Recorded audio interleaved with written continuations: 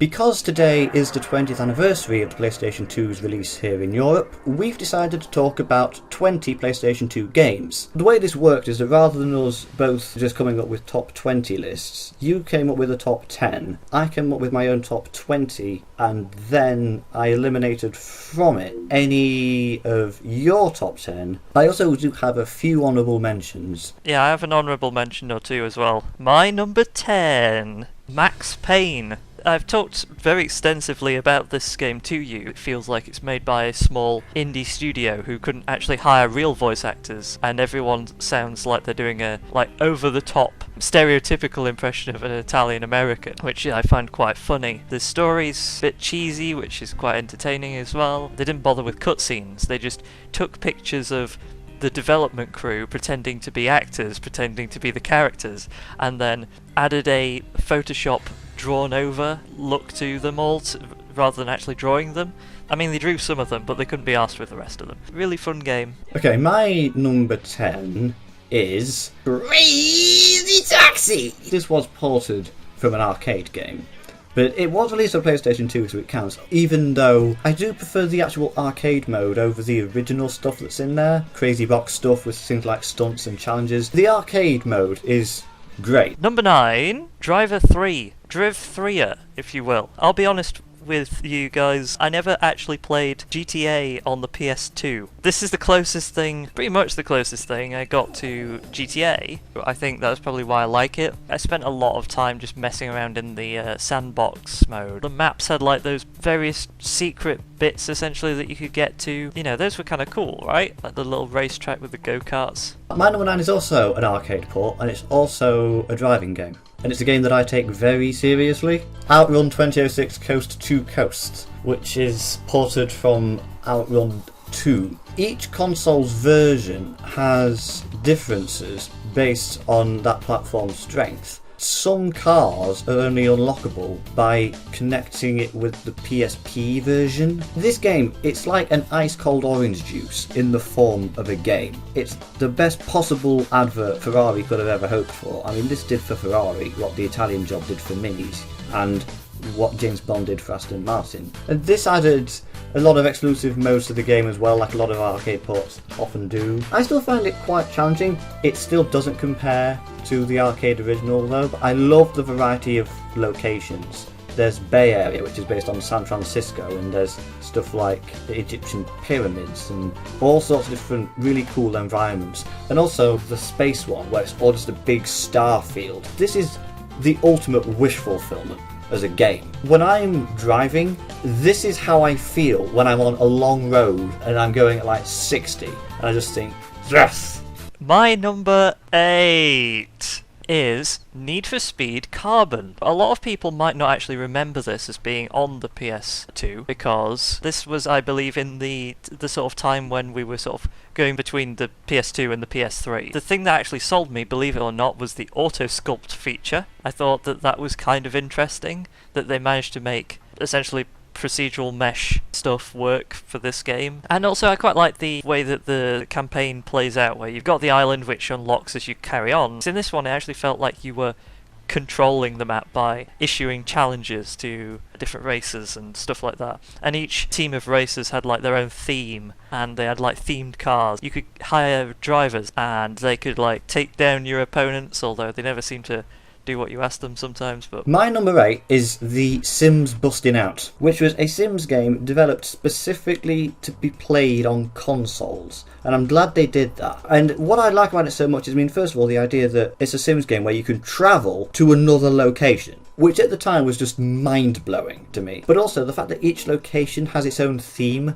and stock characters. For example, there's Tone's Gym, the Shiny Things Lab, where it's all full of stock characters. The way they did the world building is something that I find interesting. And also, Sims aren't actually complex characters like the PC games sort of pretend that they are, and the game embraces that by saying, yeah, no, they're not that complex, so let's just give them different themes and gimmicks and embrace that. The design of the locations and the creative direction requires something different for each lot. For instance, in terms of what you're there to do and things like that, and the different activities that you can have. I just like the idea that they designed a Sims game for consoles specifically that wasn't just a port of one of the PC ones that was an imitation of it. My number 7, The Simpsons Hit and Run. It's got really a lot of references back to old Simpsons that are still funny. Cool story, lots of references. They decide to ramp up the difficulty right at the end. Lots of secrets. My number 7 is, in spite of everything I just said, The Sims, which is ported from PC.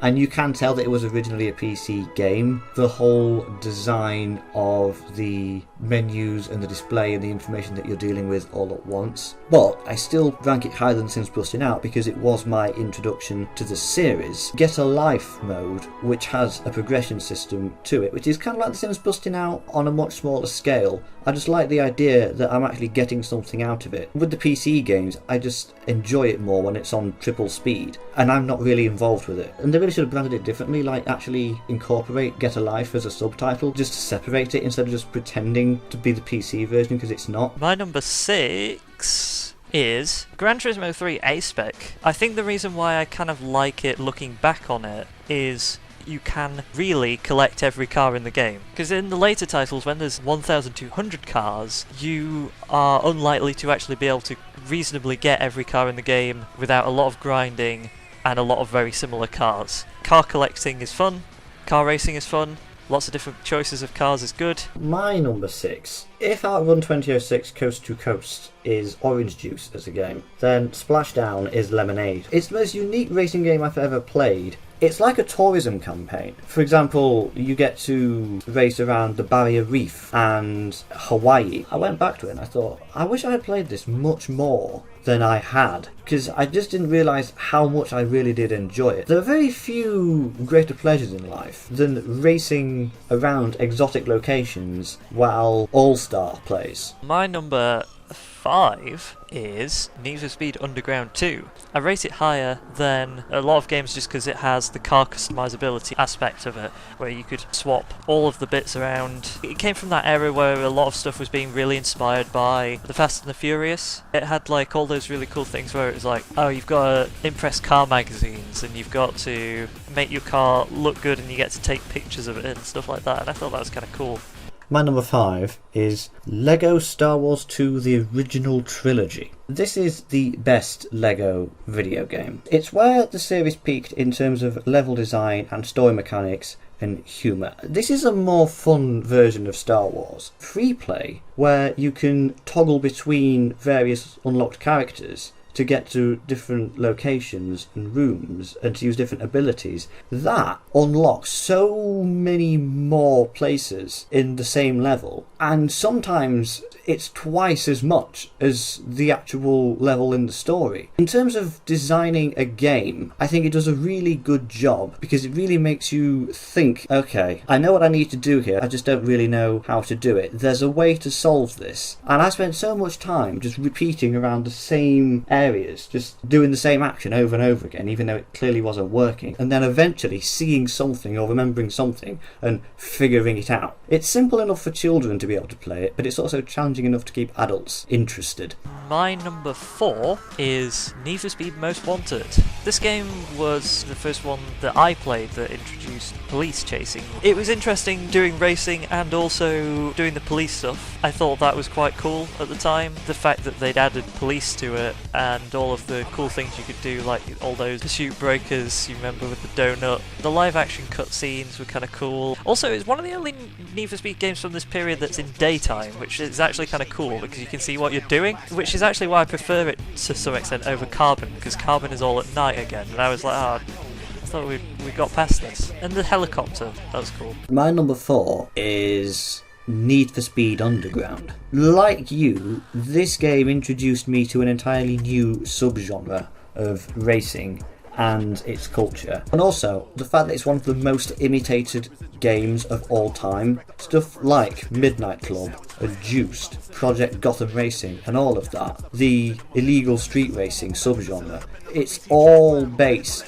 on Need for Speed Underground. It was really the first one to do that. It created that template. It was the first game to really celebrate illegal street racing. Need for Speed games had been doing that before, but it was very arcadey. They weren't doing it as properly inspired by actual street racing culture, but this was. And so, for the first time, that was quite a big deal. Number 3, Need for Speed Pro Street. This might be a controversial choice to put above Most Wanted Underground 2 and Carbon.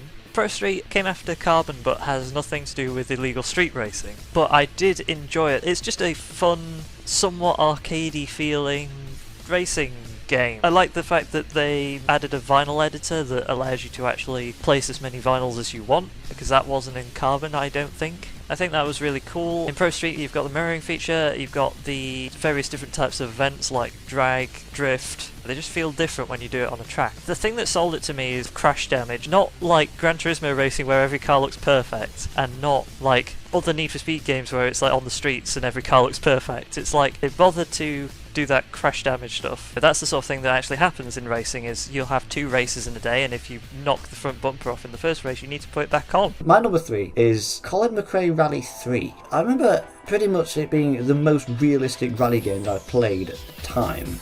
It was the first one to add shakedowns, for instance, so that I could actually test out my setup. I just remember it for being the most realistic rally game I played at the time, and even today, it's still a challenge. For the PlayStation 2, it's pretty much as good as it could have been.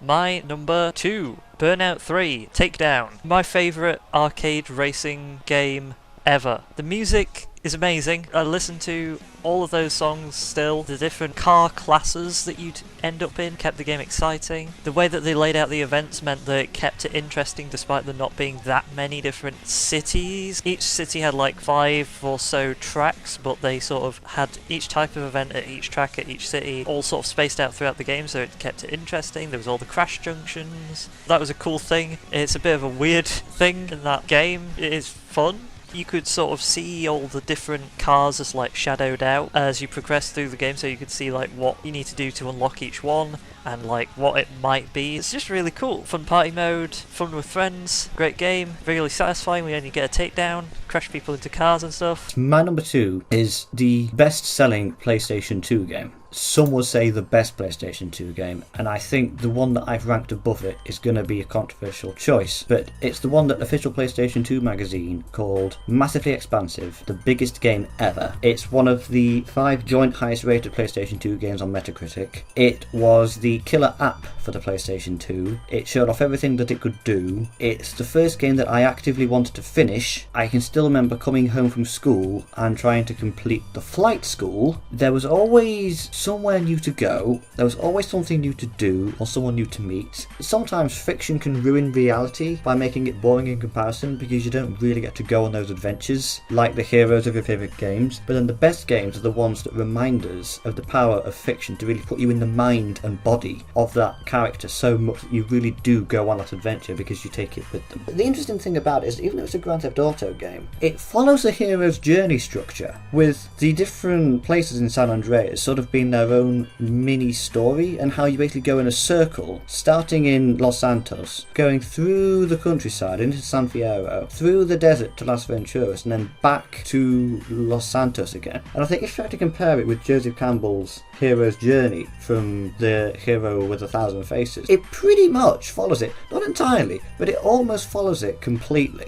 It's something I haven't noticed with any other Grand Theft Auto games, actually. There's the mission where you have the jetpack, where you steal it from Area 69. There's such a great ensemble cast that you meet as you go along the way, and how they all come together at the end for the final mission. There's James Woods, there's Samuel L. Jackson.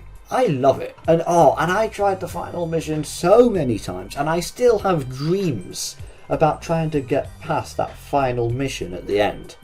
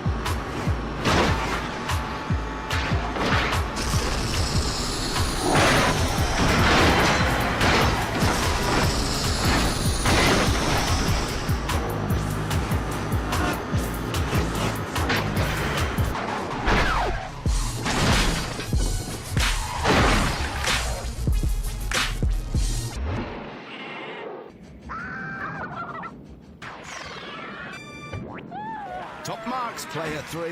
The rest of you, hang your heads in shame. Which ditty did this man sing continually, much to the annoyance of Oda Mae Brown?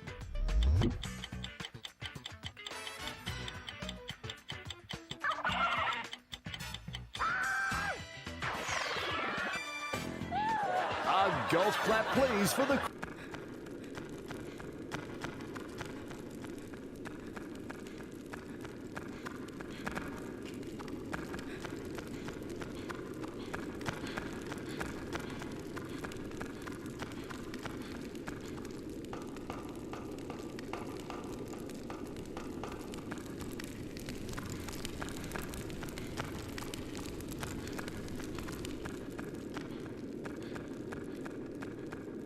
Number 1 is Gran Turismo 4. Just a really great game. It's probably the game that I spent the most time playing on PS2, just because you have so many options for cars and so many options for tracks. It's basically if they got Gran Turismo 3 and extended it significantly in every direction. It was just a really exciting game when it came out. It continued to be exciting because it was kind of grindy. It meant that you couldn't just get every car. They're not just going to give you the exciting cars. You gotta get it. It had a lot of different sort of variety of things you could do. The rallying, there was a bit of rallying in there. The 24 hours of Nürburgring, which actually took 24 hours. A lot of different cars, including a lot of different really weird concepts, because they'd recently before released GT Concept, so it had all the Tokyo Geneva concept cars in there that hadn't been released since. Just all sorts of really cool stuff in it. Jay Leno's tank car, good game. My number 1 is the one that I have controversially ranked above Grand Theft Auto San Andreas, and that is Grand Theft Auto 3. The legacy of Grand Theft Auto 3 is difficult to overstate, because the number of innovations it made for gaming have led to it being, and I'm not exaggerating when I say this, the most influential, most imitated game ever made. Almost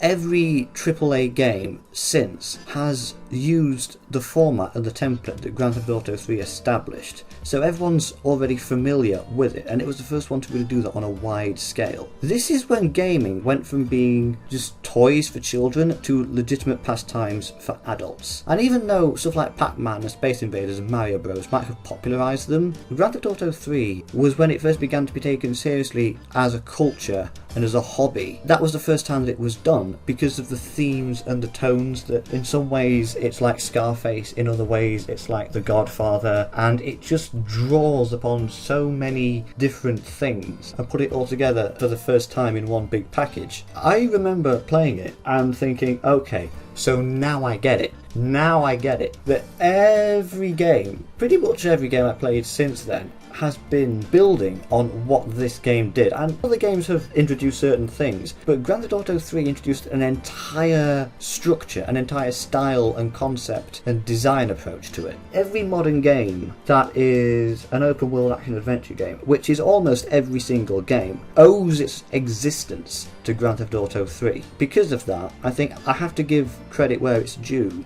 because of how much it's also influenced the other games that I've also played as well. Things like The Simpsons Hit and Run, things like Grand Theft Auto San Andreas, things like what Driver tried to do in a way that didn't really work very well. Stuff like that. Pretty much any game set in the modern day, in the real world, that is set in an open sandbox, that is action-adventure, that has a role-playing game structure. What I've just described there is like 90% of every mainstream game being made today. And Grand Theft Auto 3 is the one that created that. It drew upon the pre-existing role-playing game structure, and it thought, what if we take that and we put it in reality into the real world? Then what happens?